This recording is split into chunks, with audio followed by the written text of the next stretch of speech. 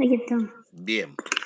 La idea, les decía, es dar un marco introductorio, lo que vamos a ver de lógica a partir de ahora y un poquito más adelante, porque vamos a fraccionar el programa de lógica para que sea un poco más sencillo. Hay una parte que vamos a dar ahora, que es más que nada la lógica formal, y otra parte que la vamos a dar un poco más adelante con la parte de metodología.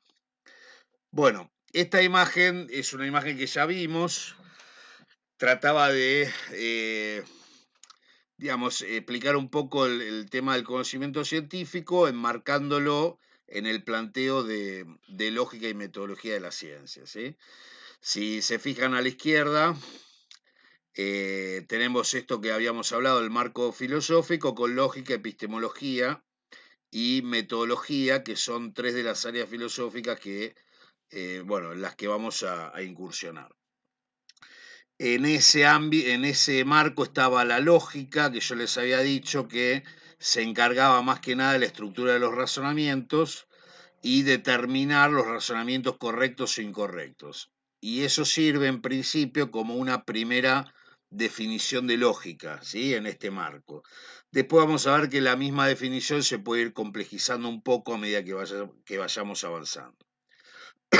Y ahí teníamos un diagrama de conjuntos donde más o menos tratábamos de enmarcar las distintas áreas, lógica, epistemología y metodología, eh, que bueno, sería ese que está ahí, ¿no?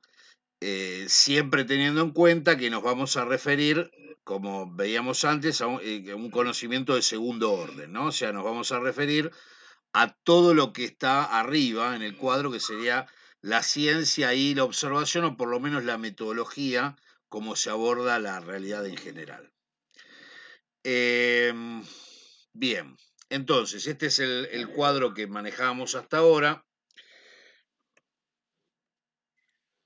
Lo que vamos a hacer es, desde la lógica, desde el ámbito de la lógica, que sería eh, esa parte de la filosofía que se ocupa de la estructura de los razonamientos, nos vamos a referir por un lado a la ciencia, ¿sí? Como para ver, digamos, la lógica tiene una injerencia en eso.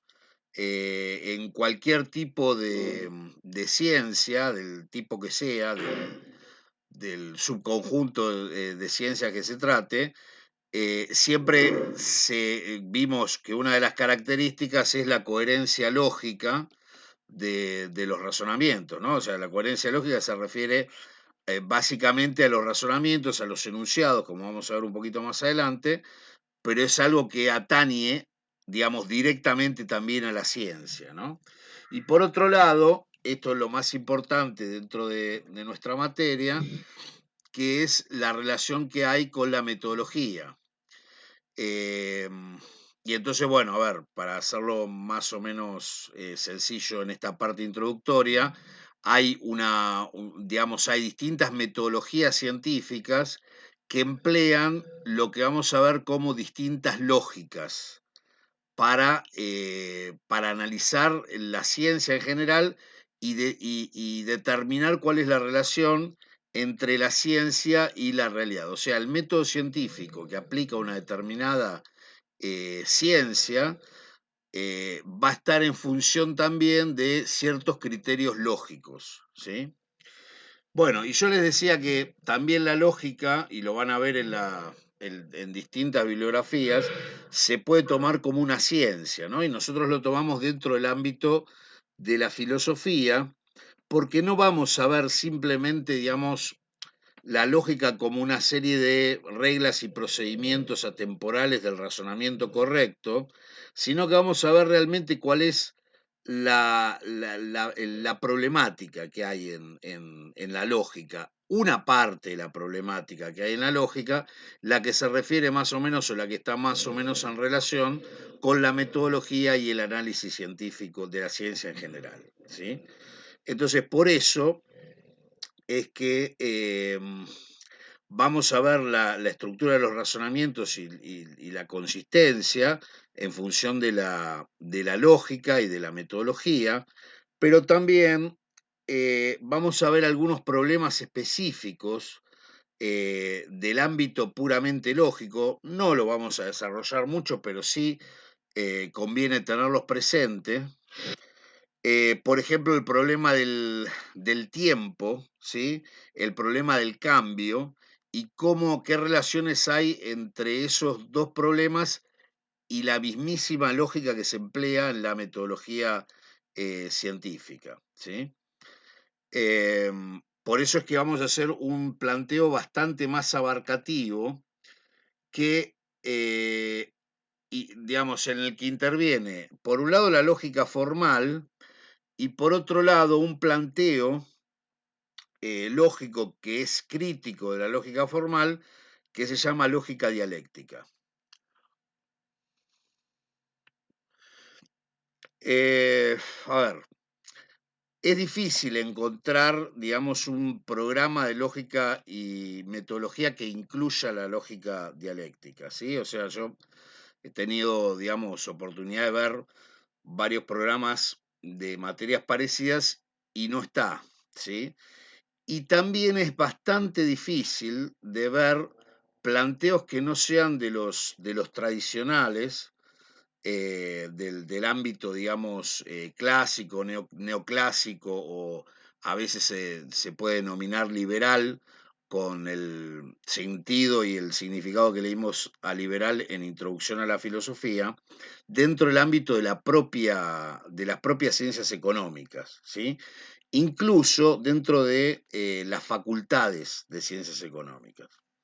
Ahora, hay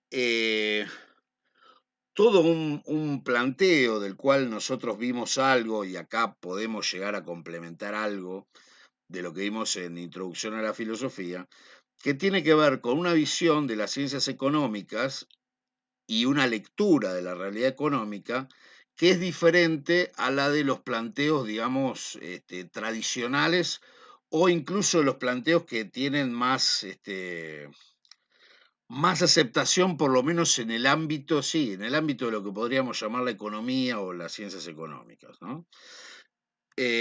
Particularmente, por ejemplo, a nosotros desde Introducción a la Filosofía, digo la cátedra, ¿no? O desde esta misma cátedra de lógica nos llama la atención mucho a veces que no hay desarrollos, o que no se enseña demasiado muchas visiones distintas de la que se podría denominar neoliberales, ¿no? Entonces, por ejemplo, no sé, si uno toma un manual clásico de economía, el otro día, bueno, estoy un poco en eso para tratar de hacer la mejor relación posible entre esta materia y la parte de ciencias económicas. Yo, por ejemplo, me encontraba con que la palabra Marx, por ejemplo, no está en ninguna de las 717 páginas. Y entonces uno se pregunta, bueno, está bien, evidentemente la persona que lo escribió no sería muy partidaria de alguna de las cosas que se dicen en la economía llamada crítica o llamada, no sé, antiliberal. Eh, y en ese sentido, bueno, la perspectiva de esta cátedra es la de dar, o sea, poder mostrar y ver los problemas de los distintos enfoques que hay. No ponerse pura y exclusivamente en, no sé, una visión que sea funcionalista simplemente, o funcional a un determinado sector, o incluso a cierto sector económico, o a cierto sector que tiene poder económico, sino tratar de ver, digamos, por lo menos distintas corrientes y poder analizarlas. ¿Sí? Por eso es que es un planteo problemático también en ese sentido. Y para que sea completo y que no sea simplemente un Marx dijo tal cosa, o no sé, desde la economía planificada se piensa de esta manera o de esta otra, una de las formas de darle fundamento a cada una de las corrientes es ver la lógica con la cual se desarrolla el conocimiento científico y la lógica con la cual se entiende la realidad, y la metodología, ¿no? La lógica y la metodología con la cual se entiende la realidad económica en este caso, ¿no? Entonces va a ser un planteo abierto en ese sentido. Si ustedes, para tener más o menos una idea, en Introducción a la Filosofía vimos posturas bastante diferentes como la de Nozick y Rawls y posturas bastante más diferentes como la de Marx en relación a la de Nozick y a la de Rawls. Bueno, entonces nosotros, digamos, vamos a tratar de abarcar un poco eso, tomando en cuenta lo que ya vimos en Introducción a la Filosofía y tratando de ver hacia dónde llega cada una de esas visiones, de esas perspectivas, ¿sí? De ese que se transforma en definitiva en escuelas o, sí, digamos, escuelas o paradigmas, si se quiere, dentro del ámbito de las ciencias económicas y dentro también del ámbito de la política, ¿no? De la política y de la política económica. Entonces, bueno, la idea es un poco abarcar todo, no solo desde digamos, la metodología, sino también desde la lógica, que es lo que nos toca a nosotros. Toda la parte de lógica dialéctica no vamos a ver, no vamos a desarrollarlo muchísimo porque es recontra difícil, pero sí vamos a tener un pantallazo general que nos permita, por ejemplo, entender algunos textos escritos desde otra perspectiva que no es la perspectiva más común o la más o la tradicional, ¿sí? En particular, no sé, ustedes capaz, no sé cómo lo verán, pero tiene un profesor que, para bien o para mal, ha leído a Hegel y que ha hecho, digamos, un libro de 2 tomos, que yo leí el libro ese, donde hace una crítica importante, ¿no? A cierta lógica, que es la de mayor uso, y entonces me parece que en honor a él y a algunos que siguieron con ese aparato lógico, que no es una pavada, sino que es bastante importante, digamos, y ha tenido un desarrollo en ciencias sociales, por ahí no tanto en ciencias económicas, pero en otras ciencias sociales sí, poder ver también la perspectiva de alguien que dijo, no, la cultura occidental está razonando mal. ¿Por qué? Porque emplea esta lógica y a esta lógica le falta esto, esto, esto y esto, ¿no? Y entonces propone un aparato lógico diferente a partir del cual, por ejemplo, no sé, Marx y algunos otros han tomado, digamos, la parte de la estructura lógica como para hacer ciertos desarrollos en economía, ¿no? Y entonces hay una gran parte de los escritos que se dan en economía que tienen que ver con esa perspectiva. Entonces, la idea de esta cátedra es, obviamente, dar la parte, digamos, más tradicional o más común, si se quiere, eh, la que se utiliza más en la empresa, en los bancos, en digamos, ciertos análisis económicos, pero también compensar eso con otro enfoque que también se utiliza para hacer análisis económicos, escribir papers, ver la realidad desde otra manera, y entonces ahí estaría la lógica dialéctica como diciendo, bueno, acá está el fundamento lógico de las metodologías que se plantean como críticas, ¿sí? Ese es un poco el planteo general, por lo cual vamos a ver ahora, digamos, a partir de ahora, lógica formal, y después vamos a ver por lo menos algunas de las críticas que se hacen a la lógica formal desde la lógica dialéctica, tratando de vincularlo con escritos académicos actuales, incluso lecturas de la realidad que se hacen empleando ese tipo de lógica, ¿sí? Bien, entonces, el primer texto está ahí abajo. El primer texto que vamos a abordar es el de Legris, que es un profesor de la UBA, que tiene un manual que finalmente, hasta donde yo sé, no lo publicó, pero que tiene un montón de ventajas con respecto a otros, porque hace de la lógica algo bastante más menos complicado en cuanto a simbología, ¿no? O sea, bueno, después lo vamos a ver, pero trabaja con 5 o 6 conectivas lógicas, hay otros que trabajan con 8 o más. Y, y tiene una perspectiva también que simplifica, digamos, algunos conceptos, algunas cuestiones que realmente nos sirve para acercarnos mejor a la cuestión de la lógica, sin que esa simplificación signifique, digamos, falta de profundidad, para nada. Después lo vamos a ver un poco más en concreto, pero ahí lo van a leer en el primer capítulo. Pone como objeto de la lógica formal, o sea, a lo que se dedica, lo que trata de hacer es extraer de manera válida conclusiones a partir de premisas. Ustedes van a ver bien en el texto qué es una conclusión y qué es una premisa. Determinar si un razonamiento es válido o inválido y determinar también si un conjunto de enunciados es consistente o inconsistente. Las dos nociones fundamentales que vamos a trabajar a partir de ahora, ¿sí? Son la de validez de los razonamientos y la de consistencia de enunciados, ¿sí? Para eso también hay que ver lo que es un enunciado, ¿sí? Todo eso, a ver, sí, todo esto está en cuanto a la lectura que tenemos que tener para la próxima clase sería, lo fundamental sería esos contenidos que están a la derecha, enunciados, conjunto de enunciados y razonamientos, razonamientos, premisas y conclusión, validez y consistencia lógica, ¿sí? Esos serían los temas fundamentales que vamos a trabajar la próxima clase.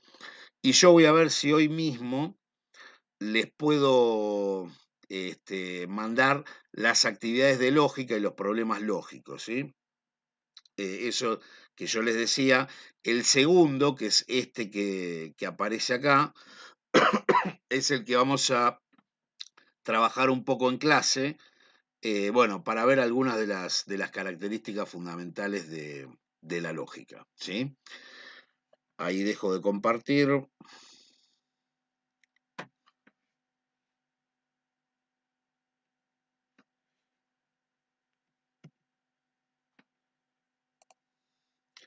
Bueno, ¿pudo verse bien la presentación?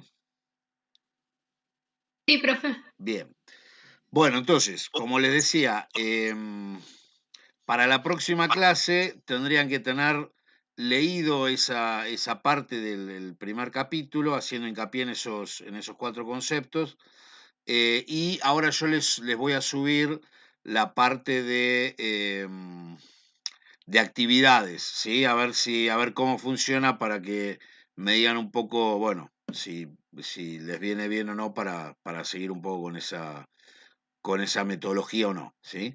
La entrega de los trabajos va a estar para próximamente, supongo que mañana, y para la próxima clase ustedes pueden tener obviamente las preguntas que quieran sobre la corrección y demás.